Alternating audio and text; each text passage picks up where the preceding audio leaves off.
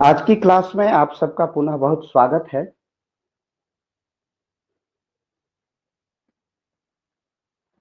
आज हम संख्या बल में बहुत कम हैं।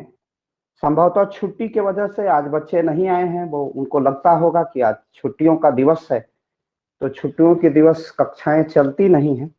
सामान्यतः इसी आधार पर बच्चे नहीं जुट पाए हैं।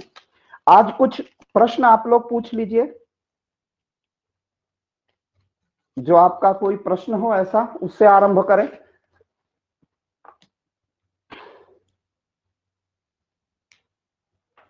मेरी आवाज पहुंच रही है आप तक?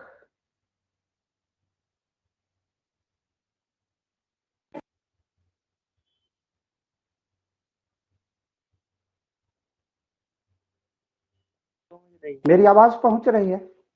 जी जी पहुंच रही है। Yes sir. हाँ तो बेटा आप लोग कोई जैसे पहले या कल कोई प्रश्न है ऐसा जो पूछ सकते हो आप, जो समझ में ना आया हो?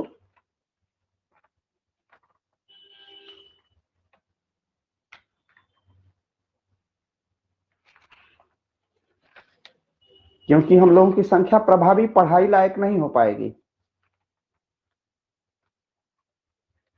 चलिए, कुछ भी पूछिए जहां समझ में ना आया हो।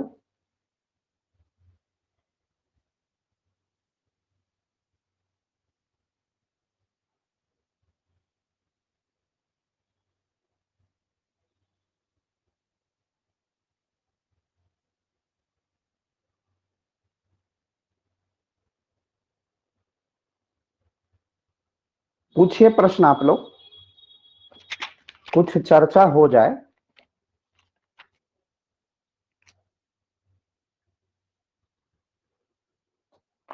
चलिए मैं पूछता हूं।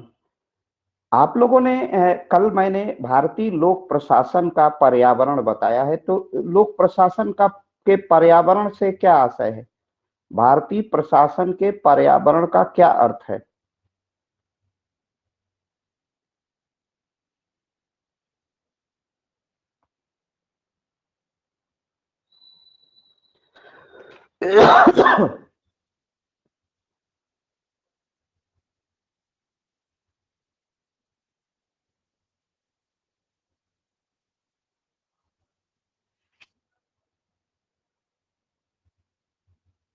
मेरी आवाज पहुंच रही है?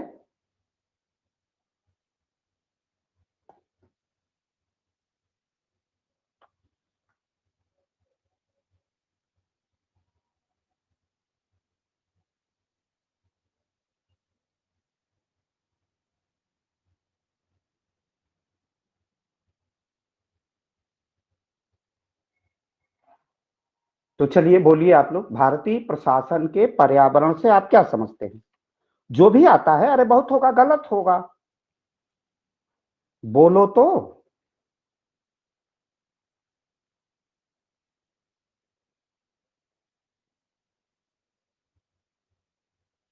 चलो विशाल बोलो, भानु हैं, विशाल हैं, सूरज हैं, ओमकार, अंशु, मोहित। बोलिए आप लोग, इतने बच्चे हैं हमारे, कुछ तो बोलिए।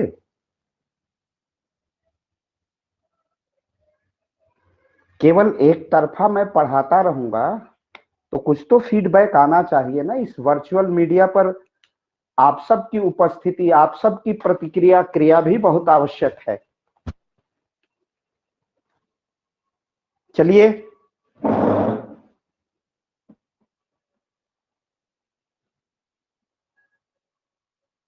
न मुझे एक एक नाम लेना पड़ेगा। चलो भाई बोलो।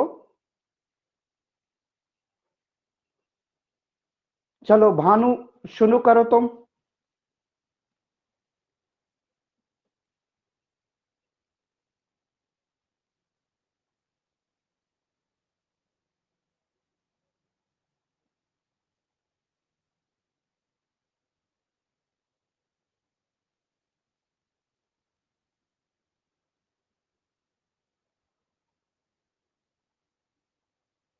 हेलो, मेरी आवाज पहुंच रही है?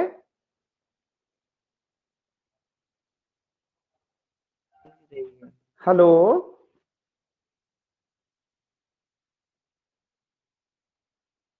हेलो। पहुंच रही है सर। तो बोलो, तुम ही बोलो, कुछ तो बोलो। कल आप क्लास में थे? चलो बेटा थे। बोलो, तुम ही बोलो। हाँ बोलो बोलो बेटा, बोलो बोलो। अरे गलत होगा यार तो फिर सुधारा जाएगा ना, तो हमें भी तो पता चले कि बच्चे कितना संज्ञान ले रहे हैं, कितना सुन रहे हैं, कितना पढ़ रहे हैं, कितना समझ रहे हैं। बोलो बोलो बोलो, तुम बोलो। आज कक्षा आयोजित होने का अर्थ है कुछ तो बोलो, भले आगे हम ना पढ़ाएं। सर, इकोलॉजी ऑफ इंडियन हाँ, पब्लिक एडमिनिस्ट्रेशन का मीनिंग होता है जैसे कि हमें किसी भी सिस्टम ऑफ गवर्नमेंट जो रन कर रहा है उसके एलिमेंट्स के थ्रू, उसके नेचर के बारे में पता चलता है कि किस एलिमेंट के थ्रू हमारा जो गवर्नमेंट है वो रन कर रहा है। Good good. और और जो आइडियाज जो होते हैं गवर्नमेंट के, उनके बारे में पता चलता है। गवर्नमेंट के आइडियाज से, ये बहुत तुम सही बात कह रहे हो। मेरा पूछना है कि what is ecology of public administration? Ecology means क्या है? एडमिनिस्ट्रेशन की इकोलॉजी क्या है? उसकी ओरिजिन क्या है? किस तरह वो रेगुलेट होता है? सर, एक एडमिनिस्ट्रेशन हाँ, एडमिनिस्ट्रेशन जो है वो हमारा कॉन्स्टिट्यूशन के थ्रू रेगुलेट होता है। जो भी लॉज गुड पार्लियामेंट के थ्रू जो भी बनाए जाते हैं वो रेगुलेट किए गुड जाते गुड। हैं।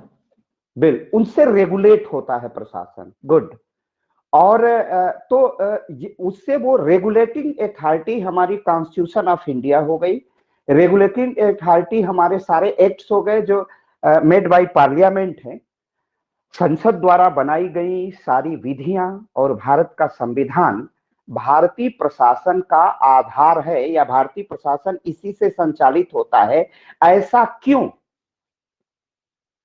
ऐसा क्यों? आपको मैं फर्स्ट ईयर की तरफ थोड़ा सा अग्रसर कर रहा हूं, क्योंकि ऐसे ही प्रश्न आपको प्रारंभिक परीक्षा में और सर, ऐसे ही क्योंकि जो प्रश्न कॉन्स्टिट्यूशन है वो जनता के हम्म। द्वारा बनाया गया और देयर इज अ पॉपुलर सवेरेनिटी हाँ, गुड गुड जिस good.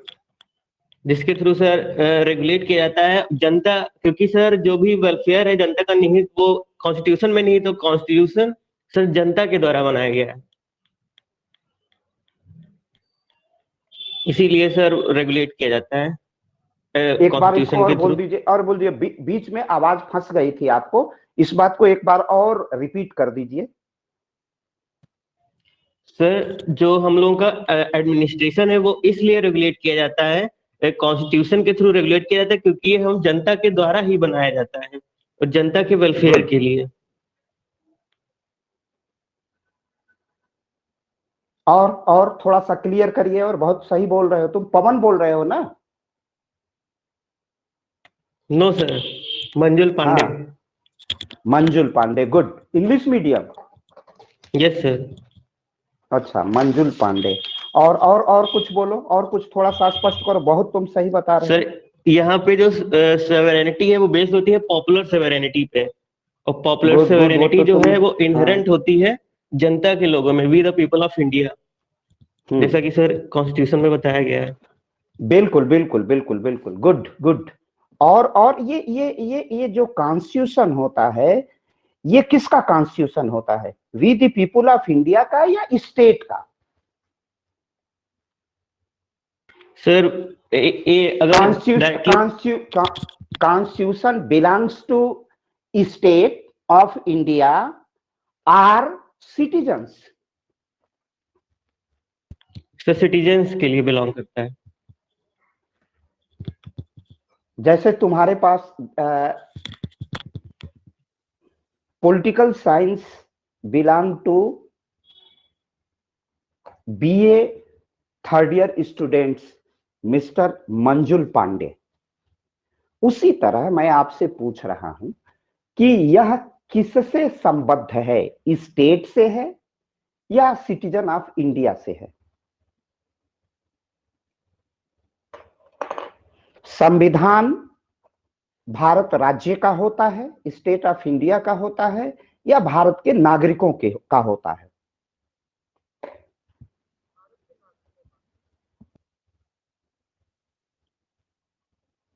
Sir, constitution basically belongs to states, sir, and Good, constitution authorized by the people, sir, by the good people of the state, good sir. Good good, बहुत सुंदर, very good.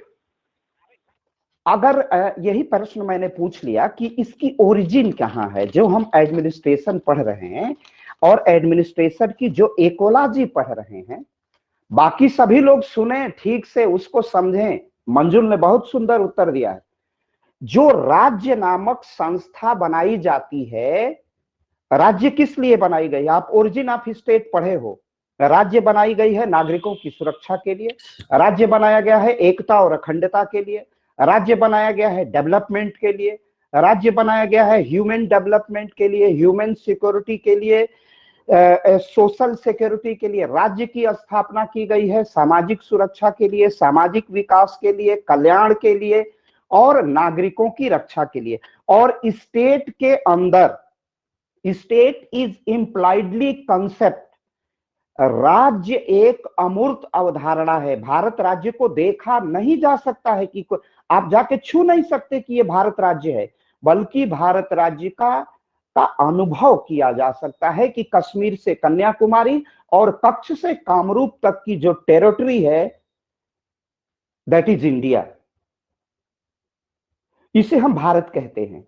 तो इसका अनुभव हम करते हैं, लेकिन राज्य की सरकार को देख सकते हैं।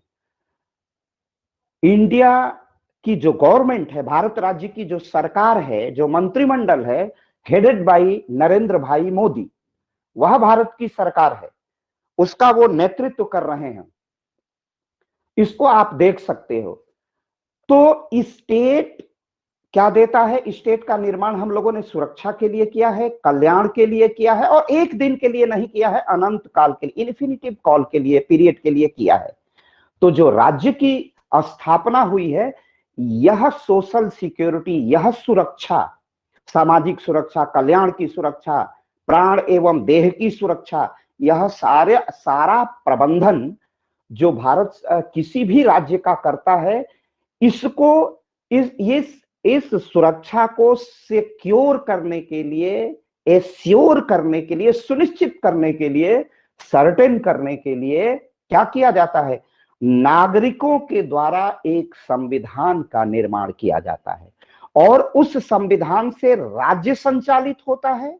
राज्य और नागरिकों के संबंध, relationship between state and citizens, यह निर्धारित होते हैं।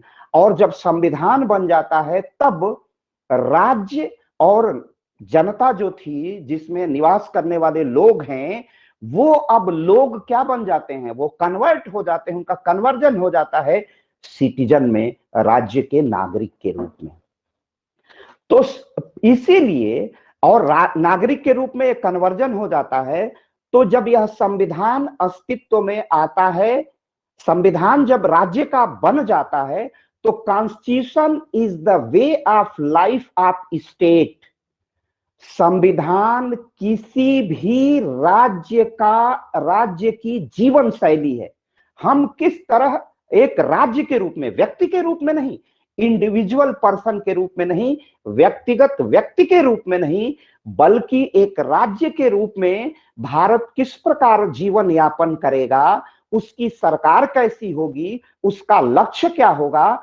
तो कॉन्स्टिट्यूशन एक जीवन शैली है, राज्य की भी, और राज्य में निवास करने वाले लोगों अर्थात नागरिकों की भी यह जीवन शैली है। और यह जीवन शैली, यह संविधान ही शासन के 3 अंग बनाता है, 3 पार्ट्स।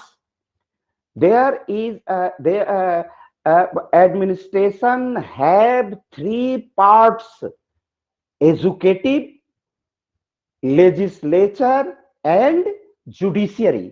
3 पार्ट है भारत के प्रशासन के, 3 अंग हैं: कार्यपालिका, विधायिका और न्यायपालिका। तो कार्यपालिका का भी जन्म संविधान से, व्यवस्थापिका का भी जन्म संविधान से, और न्यायपालिका का भी जन्म संविधान से। संविधान से ही प्रशासन के तीनों अंगों का उदय होता है, उद्भव और विकास होता है।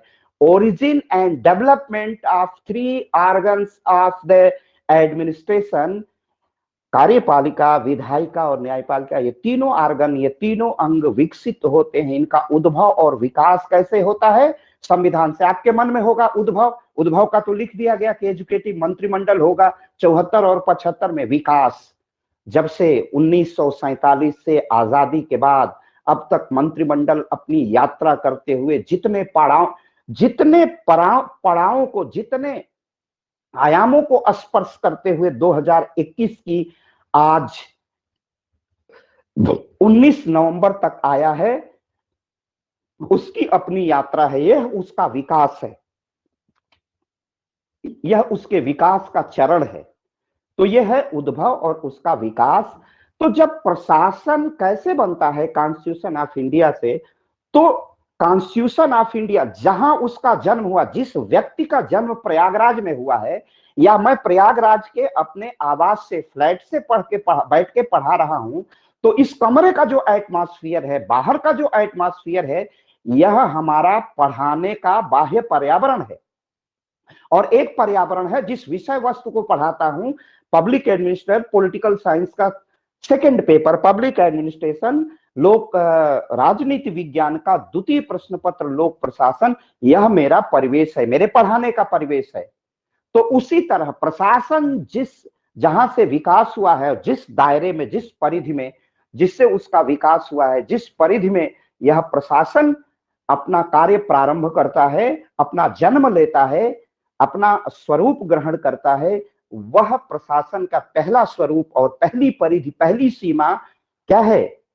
इंडियन कॉन्स्टिट्यूशन, भारत का संविधान है। इसीलिए इसकी इकोलॉजी, इसका प्रथम विषय, इसका प्रथम परिवेश और पर्यावरण क्या है? भारत का संविधान। अब मैं समझता हूं कि आज की इस बात से ecology of public and Indian public administration पूर्णतः सत्य होता है, पूर्णतः समझ में आ गया होगा।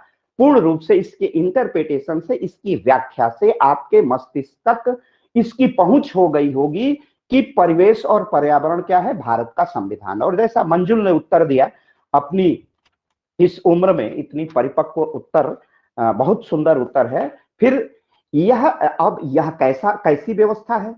इस देश के जो संविधान का निर्माण हुआ है, वह संविधान भी अनोखा, अनुपम, विशिष्ट है, एक्सीलेंट है। एक्सीलेंट किस अर्थ में है? कि यह जो संविधान है किसी परंपरा का परिणाम नहीं है, किसी रीति रिवाज का परिणाम नहीं है, किसी स्पेसिफिक कन्वेंशन का परिणाम नहीं है, किसी विशेष अभिसमय का परिणाम नहीं है, बल्कि इस देश का संविधान परिणाम किसका है? इस देश का संविधान परिणाम है इस देश के नागरिकों के द्वारा। इस देश के नागरिकों ने मिलकर के एक संविधान सभा बनाई अपने वोट के माध्यम से, और उस संविधान सभा ने एक अपना भारत राज्य के संचालन के लिए, भारत राज्य की जीवन शैली के लिए, भारत राज्य के नागरिक और राज्य के अंतर संबंध को बता करके 3 अंगों द्वारा आपको रेगुलेट करने के लिए, आपको संचालित करने के लिए, आपका प्रबंधन करने के लिए, नागरिकों का संचालन करने के लिए, नागरिकों की सुव्यवस्था के लिए, नागरिकों की स्वास्थ्य की, दीर्घायु की, जीवन प्रत्याशा की, सड़कों के लिए, बिजली के लिए, पानी के लिए जो प्रबंधन किया है, उस प्रबंधन का नाम है भारत का संविधान। तो पहला जो परिवेश है, क्योंकि अच्छा, परिवेश का एक कारण और है कि क्यों भारत का संविधान, क्योंकि जो प्रशासन का जन्म लेता है, प्रशासन अपना आकार और स्वरूप ग्रहण करता है, और प्रशासन की जो आधिकारिक शक्तियां हैं, वो आधिकारिक शक्तियां कहां से आती हैं? इसी संविधान से आती हैं। संविधान ने कार्यपालिका को जितनी शक्ति दी है, कार्यपालिका उतनी ही शक्तियों का प्रयोग करेगा। संविधान ने जितनी विधायिका को शक्ति दी है, उतनी ही शक्तियों की विधायिका प्रयोग करेगी, और जितनी शक्ति न्यायपालिका को भारत के संविधान ने प्रदान की है, प्रदत्त की है, उतनी ही शक्तियों का प्रयोग भारत की न्यायपालिका करेगी। अगर 129 में भारत की न्यायपालिका को न्यायिक पुनर्विलोकन की शक्ति दी गई है, जुडिशियल रिव्यू की शक्ति दी गई है, तो राष्ट्रीय न्यायिक नियुक्ति अधिनियम को, संवैधानिक संशोधन को भारत के ऑनरेबल सुप्रीम कोर्ट ने, भारत के माननीय सर्वोच्च न्यायालय ने उसे अवैध, शून्य घोषित कर दिया। तो यह भारत की न्यायपालिका, भारत का सर्वोच्च न्यायालय करने में कैसे सक्षम हुआ? भारत का सर्वोच्च न्यायालय यह सब करने में इसलिए सक्षम हुआ कि भारत की न्यायपालिका ने, भारत की न्यायपालिका को भारत के संविधान ने इस प्रकार के अधिकार दिए थे। और अमेरिका में, आपने बीए फर्स्ट ईयर में पढ़ा होगा, अमेरिका में यह संविधान मार्बरी बना मेडिसिन के बाद से सुमोटो तरीके से संज्ञान लेकर के Bharat, United state of America के कॉन्स्टिट्यूशन का इंटरप्रिटेशन करके ये शक्ति ग्रहण की, और भारत के संविधान ने भारत की सर्वोच्च न्यायपालिका को इस प्रकार की शक्ति अपने संविधान के माध्यम से प्रदान करती है। इसलिए संविधान भारत का प्रथम परिवेश और पर्यावरण होता है, पहली इकोलॉजी, उसके बाहर का वातावरण भारत का संविधान होता है, क्योंकि भारत का प्रशासन उसी दायरे में काम करेगा। संविधान के अंदर सब कुछ और संविधान के बाहर कुछ नहीं। इतना अनुपम है, इतनी विशेष विशेषता है, विशिष्ट विशेषता है कि भारत का संविधान किसी राजा महाराजा, किसी कन्वेंशन, किसी रीति रिवाज, किसी परंपरा और किसी धीरे धीरे क्रमशः विकास का परिणाम नहीं है, बल्कि भारत के लोगों ने मतदान के माध्यम से अपनी एक संविधान सभा बनाई और उस संविधान सभा ने भारत का संविधान लिखा। इसीलिए यह बेस्ड ऑन पॉपुलर सॉवरेनिटी है। यह जनता को यह अधिकार था कि वह अपने लिए एक संविधान का निर्माण करे, और उस जनता ने अपने स्वतंत्र अधिकारों का प्रयोग करते हुए, और कोई भी राज्य अपना संविधान तभी बना सकता है जब वह आंतरिक और बाह्य दृष्टि से, एक्सटर्नल और इंटरनल, आंतरिक रूप से और बाह्य रूप से उसी की प्रभुता हो, उसी का महत्व हो, उसी का स्वामित्व हो, होल्डिंग उसी की है। तो भारत के नागरिकों को यह अधिकार है कि उसने संविधान बनाया, क्योंकि संविधान बनाने का अधिकार भारत के नागरिकों को था, अपनी सरकार चुनने का अधिकार था, है और रहेगा। और हम पड़ोसी किसी भी विश्व के सभ्य राज्य से किस प्रकार का संबंध रखेंगे, इसका निर्धारण भी भारत के संविधान के माध्यम से होता है। तो ये जो प्रभुत्व है वो जनता का है। आज भारतीय जनता पार्टी की सरकार है, फिर रिपीट होके भारतीय जनता पार्टी की सरकार बनी, और फिर आगे रिपीट होगी नहीं होगी, इसका निर्धारण भारत की जनता करेगी। उत्तर प्रदेश में भारतीय जनता पार्टी और उसके गठबंधन की सरकार है, यह रिपीट करेगी नहीं करेगी, इसका निर्धारण उत्तर प्रदेश की जनता करेगी। इसी को पॉपुलर सॉवरेनिटी कहते हैं, और इस संविधान का निर्माण इस देश की जनता ने किया। इसीलिए यह लोकप्रिय प्रभुता पर, we the people of India, हम भारत के लोग, भारत को संपूर्ण प्रभुत्व संपन्न समाजवादी पंथनिरपेक्ष गणराज्य बनाने के लिए भारत के नागरिकों का यह संकल्प है कि इस संविधान को हमने बनाया है, और हमने ही इसको अपने आत्मा से लगाया है, अपने गले से लगाया है, अंगीकार किया है, अपने अंग में समाहित किया है, और इसे अपने आत्मा से स्वीकार किया है, आत्मा की भाषा बनाई है। तो यह सब भारत का संविधान, इसीलिए भारतीय प्रशासन का परिवेश और पर्यावरण भारत का संविधान है। संविधान का अर्थ ही होता है, संविधान बॉडी को कहते हैं, लैटिन शब्द है कॉन्स्टी, कॉन्स्टी का अर्थ होता है लैटिन भाषा में बॉडी, और एक शरीर के जितने अंग होते हैं तो शासन के सारे अंगों का निर्माण भारत का संविधान करता है। इसीलिए प्रशासन, क्योंकि प्रशासन किसके लिए? जनता अपने लिए संविधान, भारत के नागरिकों ने संविधान बनाया, किसके लिए बनाया? भारत के नागरिकों के विकास के लिए, भारत के नागरिकों की सुरक्षा को सुनिश्चित करने के लिए, भारत के नागरिकों को उत्तरोत्तर विकास की ओर अग्रसर करने के लिए। इसलिए भारतीय संविधान का लक्ष्य विकास करना है, और लोकतांत्रिक तरीके से करना है, लोकतांत्रिक माध्यम से करना है। इसलिए यह लोकप्रिय प्रभुता पर आधारित संविधान है।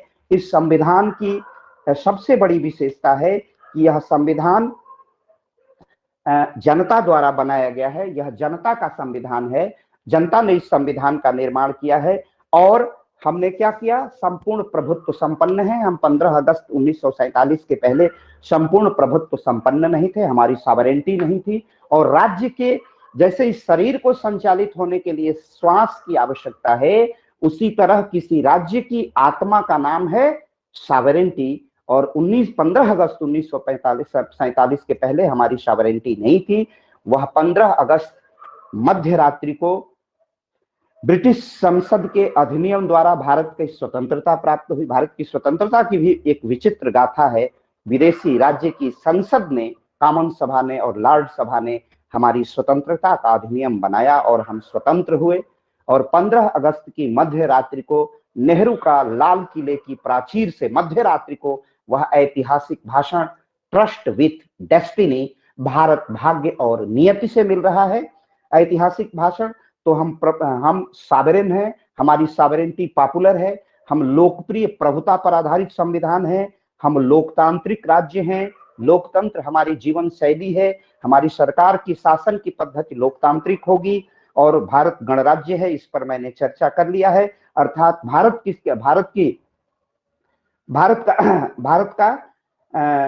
भारत का जो संवैधानिक प्रधान है, भारत का राष्ट्रपति, वह निर्वाचित होता है, न कि वह वंशानुगत होता है। वो राजा महाराजा का पुत्र नहीं होता है, वो जेनेटिक नहीं है, हेरेडिटरी नहीं है। वह निर्वाचित होता है संसद के दोनों सदनों से और राज्यों के विधानमंडल के निर्वाचित सदस्यों द्वारा भारत का राष्ट्रपति निर्वाचित होता है। इसलिए भारत डेमोक्रेटिक भी कंट्री है। डेमोक्रेटिक स्टेट के साथ साथ भारत क्या है? डेमोक्रेटिक स्टेट के साथ भारत एक रिपब्लिक भी है, क्योंकि यहाँ का कॉन्स्टिट्यूशनल हेड इलेक्टेड होता है, निर्वाचित होता है।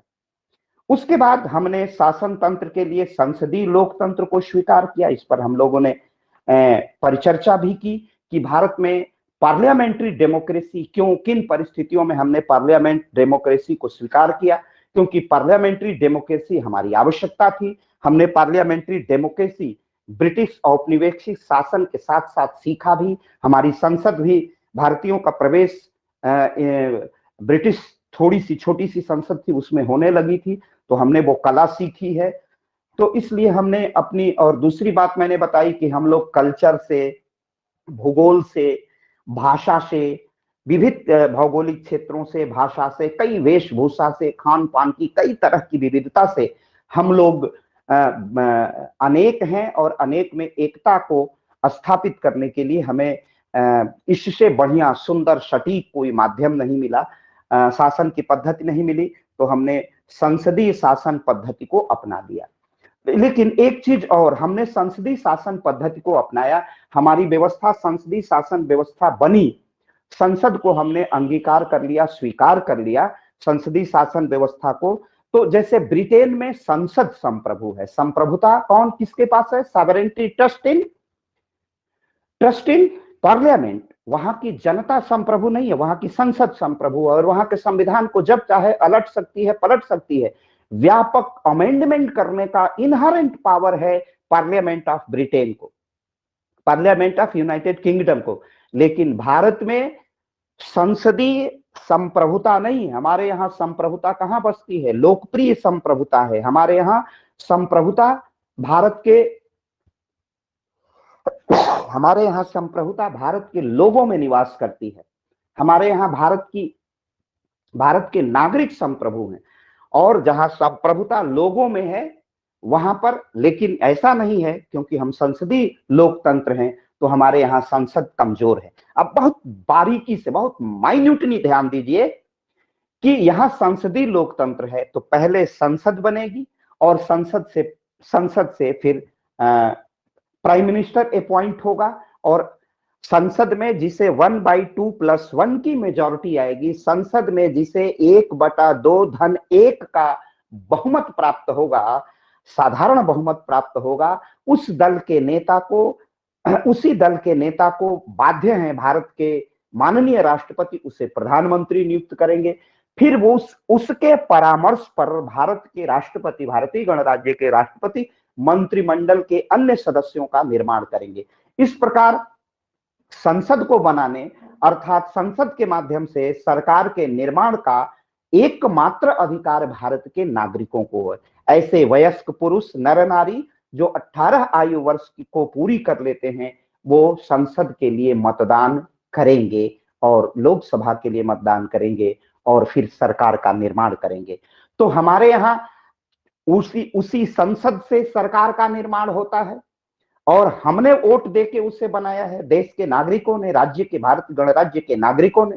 तो जब उस संसद को इतना अधिकार है कि सरकार का निर्माण करती है, हम अपना वोट दे करके सारा राइट दे देते हैं पार्लियामेंट को, लोकसभा को, लोअर हाउस को, उस संसद को इतना अधिकार है और हम लोगों की संप्रभुता का उपयोग भी वह पार्लियामेंट और वह एजुकेटिव करती है।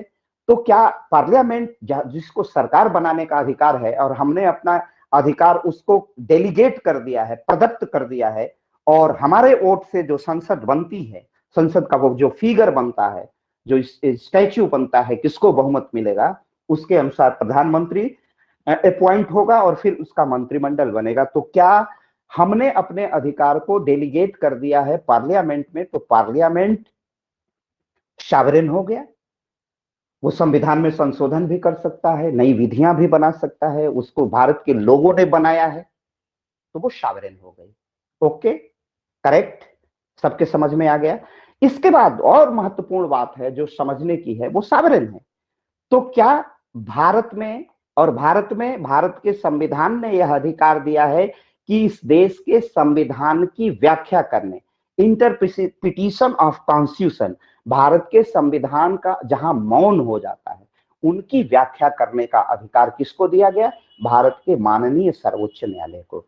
तो वह संसद द्वारा बनाई गई विधियों का भी अवैध कर सकती है, भारत के संविधान में संसद द्वारा किए गए संशोधन को भी शून्य या अवैध कर सकती है, वाइडेबल कर सकती है, वाइड कर सकती है, और उसको शून्य कर सकती है, समाप्त कर सकती है, डिमोलिश कर सकता है।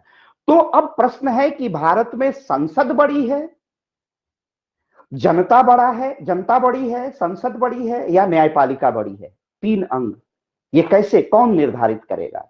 तो भारत में इसके लिए संविधान को सर्वोच्च बनाकर एक मध्यम मार्ग अपनाया गया है कि भारत में पार्लियामेंट भी सॉवरेन है और न्यायपालिका भी सर्वोच्च है, लेकिन न्यायपालिका ने स्वयं अपनी परिधि निर्धारित कर दी है। और न्यायपालिका ने कहा, मिनर्वा मिल्स के बाद में केशवानंद भारती बनाम मिनर्वा मिल्स के बाद में केशवानंद भारती बनाम भारत राज्य के बाद में, और मिनर्वा मिल्स बनाम केरल राज्य के बाद में भारत के माननीय सर्वोच्च न्यायालय ने यह स्पष्ट कर दिया कि संसद संप्रभु है और उसे संशोधन करने का इनहेरेंट राइट है, उसे भारत के संविधान में किसी प्रकार के संशोधन करने का अनंत अधिकार है। संशोधन की बात भारतीय संविधान के अनुच्छेद 368 में लिखी गई है, उसे संशोधन करने का अनन्य अधिकार है, लेकिन वह भारत के संविधान के मौलिक ढांचे में संशोधन नहीं कर सकती। और माननीय सर्वोच्च न्यायालय ने मौलिक ढांचे को अपरिभाषित कर दिया और अपरिभाषित छोड़ दिया, उसकी डिफिनीशन नहीं की। और समय समय पर भारत का माननीय सर्वोच्च न्यायालय मौलिक ढांचे को परिभाषित करता है। उसने कहा संघवाद मौलिक ढांचा है, उसने कहा सेकुलरिज्म मौलिक ढांचा है, कई चीजों को उसने मौलिक बताया। एस.आर. बोम्मई बनाम भारत राज्य के बाद में माननीय सर्वोच्च न्यायालय ने कह दिया कि इस देश में केवल संसदीय शासन व्यवस्था ही रहेगी, राष्ट्रपति प्रणाली की चर्चा यहां नहीं होनी चाहिए। स्पष्ट कह दिया। बड़े पहले चर्चा होती थी, हम लोगों के जन्म से पहले 80 के दशक में, 70 के दशक में बड़ी चर्चा थी कि क्या भारत में पार्लियामेंट्री डेमोक्रेसी हटा करके प्रेसिडेंशियल डेमोक्रेसी आनी चाहिए। लेकिन एस.आर. बोम्मई के सर्वोच्च न्यायालय के केस में कहा कि सदन सरकार का फैसला संसद में होगा, अर्थात संसदीय शासन व्यवस्था ही आगे रहेगी। तो तब से आज तक अब इस चर्चा का पटाक्षेप हो जाता है, वो नेपथ्य में चला जाता है, चर्चा का दौर समाप्त हो गया। तो भारत में संसद बनती है और संसद सरकार को बनाती है और इस संसद को भारत की जनता बनाती है और जनता अपने पावर डेलीगेट कर देती है संसद में। तो संसद बड़ी है कि जुडिशियरी बड़ी है, इस बहस का समापन हो जाता है कि संसद को संविधान में संशोधन करने का अनन्य अधिकार है, लेकिन वह मौलिक ढांचे पर किसी प्रकार का संशोधन नहीं कर सकता, जिसमें फंडामेंटल राइट्स, संघवाद, कई चीजें बता दी है कि यह भारत के संविधान का मूल ढांचा है, इसमें आप परिवर्तन नहीं कर सकते हो। तो ये सारी, और उसको अपरिभाषित छोड़ करके समय समय पर माननीय सर्वोच्च न्यायालय मूल ढांचे को परिभाषित करता रहता है। तो ये हो गया भारत की संसद। और न्यायपालिका में, और न्यायपालिका को भी न्यायिक पुनर्विलोकन की शक्ति है। 129 में वो भारत की संसद द्वारा बनाई गई किसी भी विधि को अवैध कर सकती है। भारत की संविधान, भारत का सर्वोच्च न्यायालय 32 कॉन्स्टिट्यूशन 32 भारत के संवैधानिक उपचारों का अधिकार, और 226 में माननीय उच्च न्यायालयों को अधिकार है कि वो फंडामेंटल राइट्स के मामले की सुनवाई करें। तो फंडामेंटल राइट्स के मामले की सुनवाई करके, मौलिक अधिकारों पर सुनवाई करके, नागरिकों के मौलिक अधिकारों के संरक्षण के नाम पर भारत का माननीय सर्वोच्च न्यायालय मजबूत स्थिति में होता है, संविधान की वो व्याख्या करता है। दो से अधिक राज्यों के मध्य, केंद्र के और राज्यों के मध्य अगर कोई विवाद होता है तो उस विवाद का समाधान का पहली और आखिरी कोर्ट भारत का सर्वोच्च न्यायालय होता है। इस नाते वह केंद्र और राज्य के झगड़े में हस्तक्षेप कर सकता है, तभी न्यायपालिका सक्रिय नजर आती है। फंडामेंटल राइट्स के मामले में न्यायपालिका सक्रिय, एक्टिव नजर आती है। सुमोटो किसी परिस्थिति में, खीरी लखीमपुर की घटना पर अभी तीसरे दिन पहले माननीय सर्वोच्च न्यायालय ने जजेस के नेतृत्व में कमीशन बैठा दिया है, और उसी कमीशन फिर भारत की संसद ने 3 कृषि कानून बनाए थे, उन 3 कृषि कानूनों के इंप्लीमेंटेशन पर पहले ही रोक लगा दी है। ये जो 3 कृषि कानून, कृषि बिल भारत सरकार ने आज वापस ले लिए हैं, इन पर प्रतिबंध माननीय सर्वोच्च न्यायालय उसी दिन लगा चुका था जब संसद के दोनों सदनों से पारित होकर, दोनों सदनों से पारित होकर, पारेषण के उपरांत जब माननीय राष्ट्रपति के हस्ताक्षर के लिए गए और जब उसका गजट हो गया, वो कानून भारत में लागू हो गए, तब तक माननीय सर्वोच्च न्यायालय ने उसके प्रवर्तन पर, उसके कंफोर्समेंट पर रोक लगा दी, इन्फोर्समेंट पर रोक लगा दी, उसका कंप्लायंस नहीं होने दिया, उसके प्रवर्तन, उसके लागू होने पर रोक लगा दिया भारत के माननीय सर्वोच्च न्यायालय ने। और आज उसी बिल को, तीनों बिलों को भारत की सरकार ने वापस कर लिया, विपक्ष के आगे घुटने टेकते हुए। मैंने उन तीनों बिलों को पढ़ा है, मेरी व्यक्तिगत राय है, इससे सहमत होना असहमत होना ये आपका विषय है, लेकिन यहाँ भारत में तो विरोध करने का एक तरीका है। जिन्होंने तीनों एक्ट को नहीं पढ़ा था वह भी विरोध करते हैं और कहते, उनसे पूछो कि एक्ट में क्या है, उन्हें मालूम नहीं है।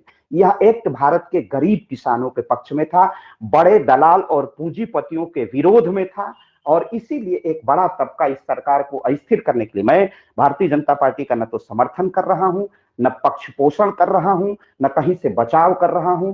दबाव में आकर इस बिल में केवल बटाईदार किसानों को फायदा होता, एकदम सीमांत किसान को, जो उसके बाद उसका खेत कम हो जाए तो वो मजदूर बन जाए। सीमांत 3 किसान है, बड़े किसान, लघु किसान और सीमांत किसान। ये सीमांत किसानों को फायदा के लिए केवल उसमें एक धारा गड़बड़ थी, वह धारा थी कि भारत का, अब तो आज से हम उत्तर प्रदेश का चावल बिहार में नहीं ले जा सकते हैं। मेरे गाजीपुर से वो 40 किलोमीटर दूर है, अब हम नहीं ले जा सकते हम अपना गेहूं या मसूर बिहार में। इस कानून में छूट थी कि आप अपना उत्पादन करो और भारत के किसी प्रांत में ले जाके बेचो। कृषक को उत्पादक भी बनाया गया और उसे विक्रेता भी बनाया गया, और पुनः वही पुरानी पद्धति पर आ गई, दलालों की पद्धति पर, कि किसान जा करके अड़हतिया के सामने, लाइसेंसी अड़हतिया के सामने गिलगिलाएगा कि मेरा ये रेट लगा लो। दलित बटाईदार किसानों ने मऊ जनपद में 20 किसानों ने मिलकर के, जहां 12 रुपया और 14 रुपया प्रति किलो मिल रहा था गेहूं की कीमत, शुरू में जिस समय किसान के घर आया था 15 रुपए मिल रहा था, 16 रुपए मिल रहा था। वहां के दलित किसानों ने, बटाईदार किसानों ने मिलकर अपना गेहूं कहां भेजा? बेंगलोर, क्योंकि ये चीज इंप्लीमेंट हो गई थी। बाकी चीज पर रोक लगा दी थी, लेकिन आवश्यक वस्तु सेवा अधिनियम की बात कम इंप्लीमेंट में आ गई थी, अस्तित्व में आ गई थी। तो जा करके वहां पर 6,000 रुपया किलो बिका। ट्रेवलिंग चार्ज काट के भी किसानों की बल्ले बल्ले थी। वह सारा आज किसानों के, गरीब किसानों के अरमानों पर पानी फिर गया है। सरकार ने घुटने टेक दिए हैं। अरे सरकारें आती हैं, आएंगी, चली जाएंगी, लेकिन इस देश के लिए एक अच्छा संविधान, एक अच्छा कानून, कृषि कानून था जो केवल और केवल गरीब किसानों के पक्ष में था। उसमें केवल एक चीज की गड़बड़ी थी कि अगर कोई कंपनी आके हमारे खेत पर खेती करेगी और 1 वर्ष के लिए 6 महीने के लिए, इससे ज्यादा लीज नहीं ले सकती है कोई कंपनी, केवल 1 वर्ष का अनुबंध, और हम मनमाने दाम पर अपनी जमीन देते लीज पर, आधे मंडे थी 1 मंडे थी देते, चाहे तुम्हारी कृषि चौपट हो जाए उस कंपनी को पैसा देना पड़ता। गड़बड़ी इतनी थी कि डिस्प्यूट होने पर वह एजुकेटिव मजिस्ट्रेट के सामने देखने के लिए जाता, उसमें एक अमेंडमेंट करके उसे कर देना चाहिए था, जुडिशियल मजिस्ट्रेट उसकी सुनवाई करेगा, उसकी सुनवाई एजुकेटिव मजिस्ट्रेट एसडीएम और डीएम नहीं करेंगे। केवल एक चीज हटा दी गई होती तो इतना सुंदर कानून, इतनी सुंदर कृषि विधि गरीब किसानों के पक्ष में कोई नहीं थी। हमको अधिकार था हम जाके अपना आलू केरल में बेचे जहां आलू नहीं होता है। तो बिचौलिया, अड़हतिया, ये दलाल लोग, पूंजीपति लोग, पूंजीखोर लोग, जिनके पास लाखों के ट्रक हैं, वो ले जाके बेचते। 20 किसान हम मिलते, एक सहकारी समिति बनाते और इन बिचौलियों के हाथों में नहीं पिसते और ले जाके मुंहमांगे दाम पर बेचते। उन सारे अरमानों पर आज पानी फिर गया है। मुझे व्यक्तिगत रूप से निराशा हुई क्योंकि मैंने उन कृषि कानूनों का विधिवत अध्ययन किया था और इस नाते मुझे व्यक्तिगत रूप से एक नागरिक के रूप में बड़ी निराशा हुई कि इतना दृढ़ प्रधानमंत्री घुटने टेक देता है, उससे शायद सत्ता के दरकने का अंदेशा हो जाता है।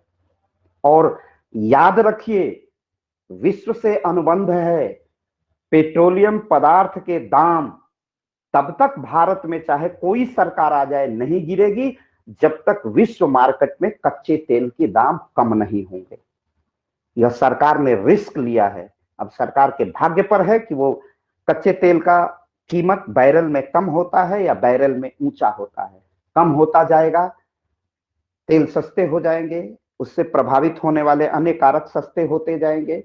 मैं एक मध्यम वर्गीय किसान हूं और मुझसे ज्यादा उस पीड़ा का अनुभव कोई नहीं कर सकता है कि क्या लाभांश है कृषक को। कृषि पर कोई नहीं है, लेकिन जो संभावनाओं के द्वार खुले थे उस पर पुनः विराम लग करके किसान को पुनः बीमारू और किसान को पुनः जो local for vocal, vocal for global बनने की मंशा थी, उस पर कठोर प्रहार करके गरीबों का हृदय तोड़ दिया गया है। और ये चंद बड़े किसानों का है। आपने सबने देखा होगा कि दिल्ली में अपने कितने एसी कूलर कमरों में बैठ करके ये धरना करते, बड़े संपन्न किसान हैं। लेकिन जो 2 बीघा, 4 बीघा, 3 बीघे का किसान है, वो दिल्ली ट्रैक्टर से और लग्जरी गाड़ियों से नहीं जा सकता है, उसके पास 20 पेट्रोल पंप नहीं है।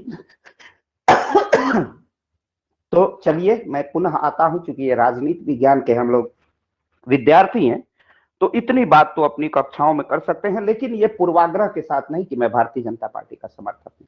पूर्वाग्रह के साथ हमें सब्सिडी नहीं चाहिए। जो ये विपक्ष के लोग सब्सिडी मांगते हैं, हम लोगों की तनख्वाह में, आईएएस की तनख्वाह में, साधारण कर्मचारी के तनख्वाह में 300 गुने की वृद्धि हुई और किसानों के 1971 आधार वर्ष से केवल 29% की वृद्धि हुई है अनाज की कीमतों में।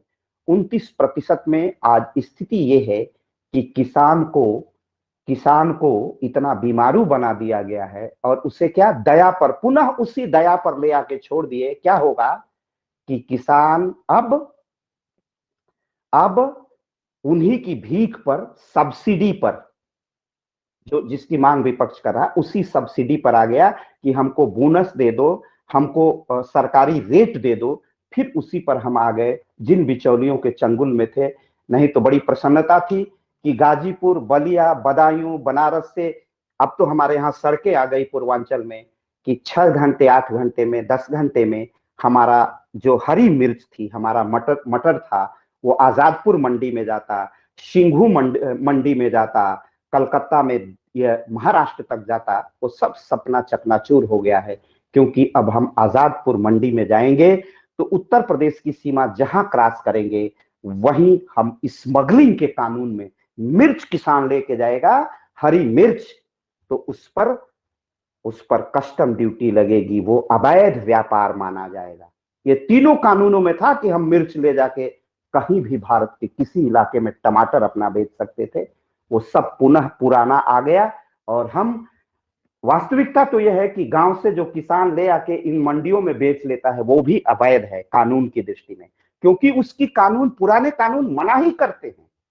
किसान सीधे मंडियों में आके नहीं बेच सकता, बिचौलियों को ही बेचेगा, अड़हतिया को बेचेगा, वो तो कुछ चल जाता है। गांव में भी मनाही है कि हम अनाज जैसे हम अपने साहूकार को, अपने गांव के व्यवसायी को बेच देते हैं, बनिया को बेच देते हैं, वह भी पुराने कानूनों में प्रतिबंधित है। वो तो किसानों के आगे कोई नहीं बोलता है, नहीं तो वह भी अवैध है। फिर उसी हम अधकचरे दुनिया में चले गए हैं।